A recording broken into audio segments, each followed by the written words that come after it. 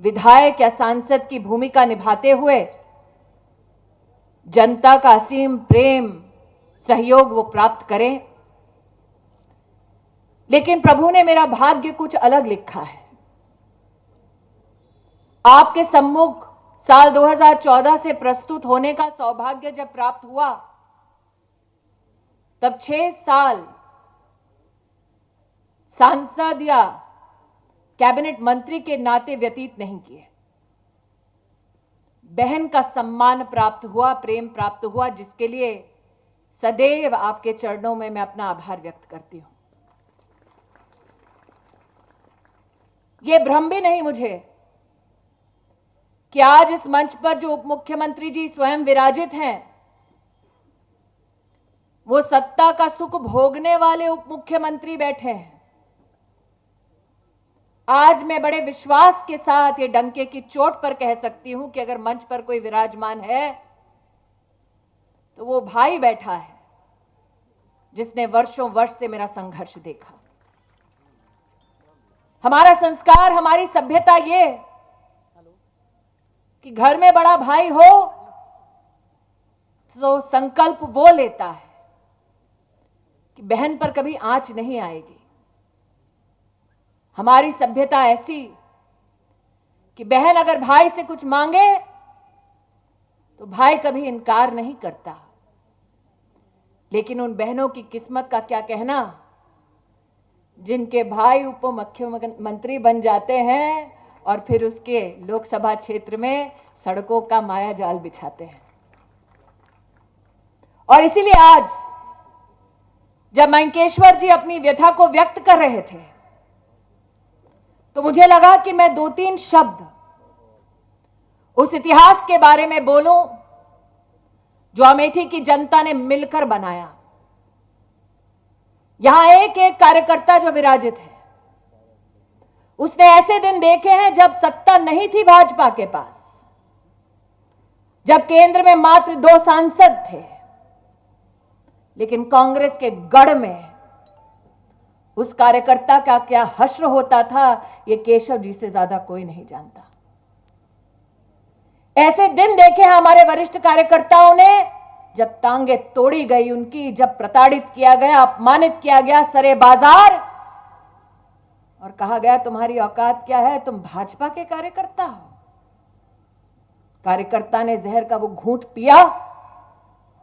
मन में उसकी लालसा मात्र एक थी कि कांग्रेस के राज को हम देश से समाप्त करेंगे, विकास का सूरज उगेगा, अंधेरा छटेगा और कमल खिलेगा। आज पंडित अटल बिहारी वाजपेयी जी को याद करती हूं। कितनी पीड़ा, कितने संघर्षों के दिन देखे उन्होंने।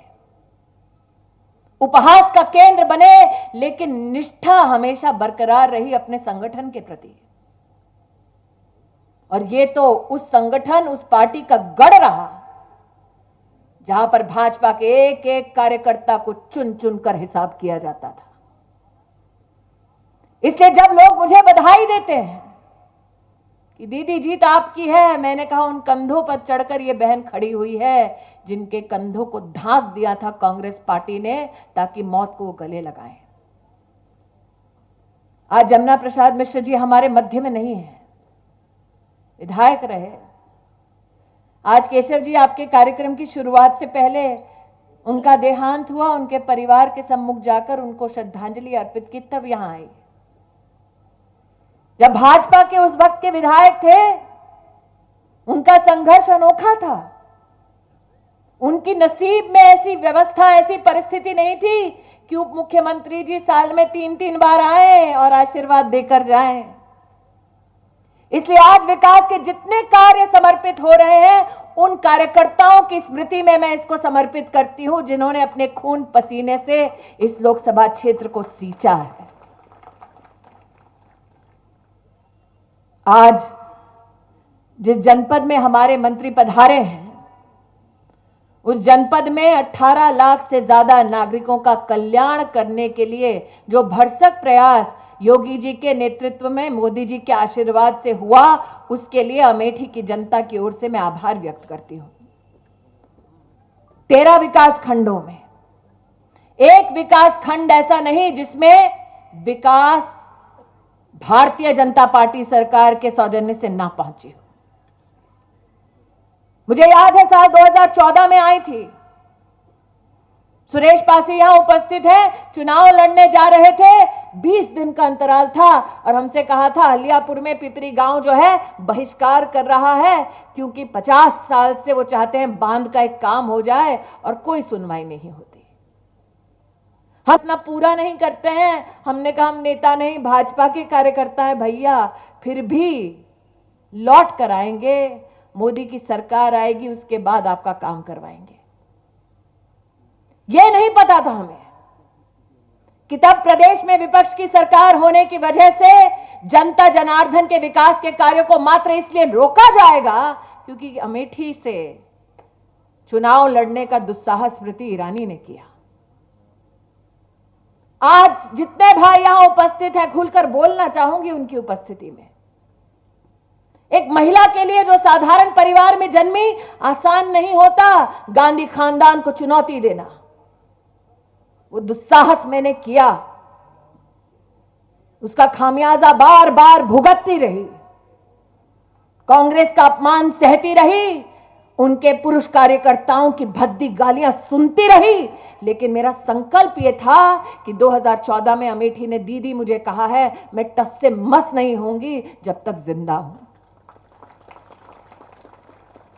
कितनी बहनें बैठी हैं यहां, कितना आसान होता है सार्वजनिक अपमान होना एक महिला का, फिर भी चुपचाप जहर का घूंट पीना क्योंकि हमने संकल्प लिया था कि हम गरीब का कल्याण और अमेठी का उत्थान कराएंगे।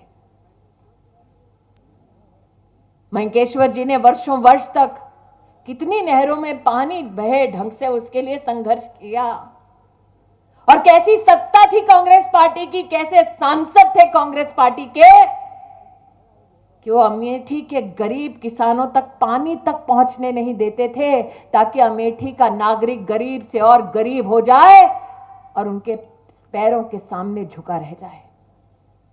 मैं आभार व्यक्त करती हूं जिला प्रशासन के प्रति कि आपने पूरे जनपद में डिसिल्टिंग का काम निरंतर चालू रखा ताकि किसान को पानी की थोड़ी भी असुविधा ना हो।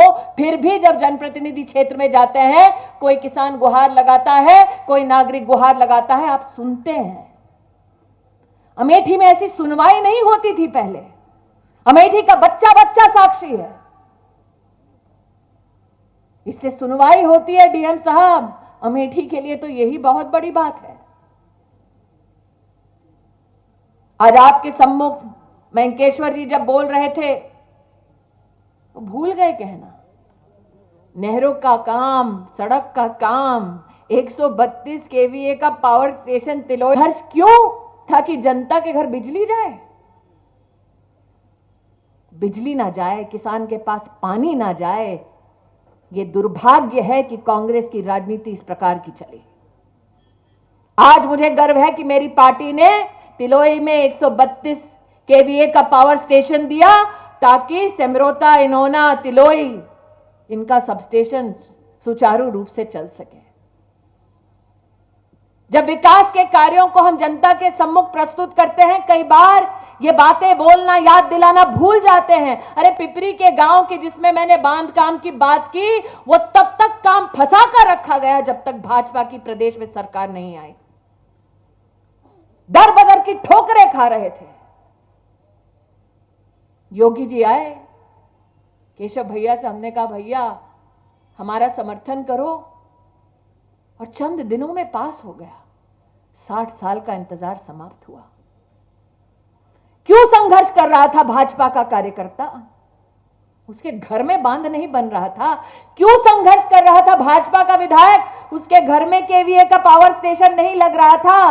क्यों संघर्ष कर रहा था? संघर्ष मात्र इसलिए ताकि अमेठी के नागरिकों का कष्ट कम हो। यहां कितने ऐसे बैठे हैं जिन्होंने सुरेश पासी के इस भाषण को सुना कि ट्रॉमा सेंटर खोलने के लिए कितनी जद्दोजहद करनी पड़ी। बार बार सुरेश पासी जैसे सामान्य नेता, जनप्रतिनिधि, मंत्री भी नहीं थे तब भी घूमते थे दर बदर कि लोग मर जाते हैं जी, जगदीशपुर में कोई व्यवस्था नहीं है, एक ट्रॉमा सेंटर खुलवा दीजिए। अमेठी में कितने सपने दिखाए गए, लेकिन ट्रॉमा सेंटर का काम तब हुआ जब मोदी और योगी की सरकार आई। मेडिकल कॉलेज के तो क्या कहने हैं, गांधी खानदान ने तो जमीनें हड़प ली उसके नाम से। मेडिकल कॉलेज का भी प्रस्ताव पारित हुआ। मेडिकल कॉलेज अमेठी को तब मिला जब भाजपा की सरकार आई और नरेंद्र मोदी ने हम सबका संरक्षण करते हुए तिलोई में मेडिकल कॉलेज खोलने की स्थापना की घोषणा की। मैं स्तब्ध हूं कि कांग्रेस एक एक ऐसे कार्यकर्ता को चुन चुन कर बदला लेती है जो जनता का काम करती है। मैं स्तब्ध हूं कि उनकी राजनीति इतनी ओछी है कि महिला हो या पुरुष अगर भाजपा का झंडा पकड़े हैं तो उनको प्रताड़ित करने का साहस करते हैं। और इसीलिए अमेठी की जनता ने साल 2019 में यह संकल्प लिया कि अब कांग्रेस का न्याय नहीं चलेगा। और आज मैं अमेठी की जनता के साथ साथ जो केशव जी के मुख से निकलता है वो सत्य होता है। साल 2014 में केशव भैया ने कहा था चिंता मत करना दीदी, 19 में तुम ही आओगी सांसद बनकर। और मैं आज कहना चाहती हूं कि कांग्रेस कान खुलकर सुन ले, क्षेत्र की जनता प्रताड़ित नहीं होना चाहती। और अगर भाजपा के कार्यकर्ताओं को प्रताड़ित या अपमानित करने का दुस्साहस करोगे तो याद रखो साल 2024 में रायबरेली की भी सीट खाली करवा देंगे।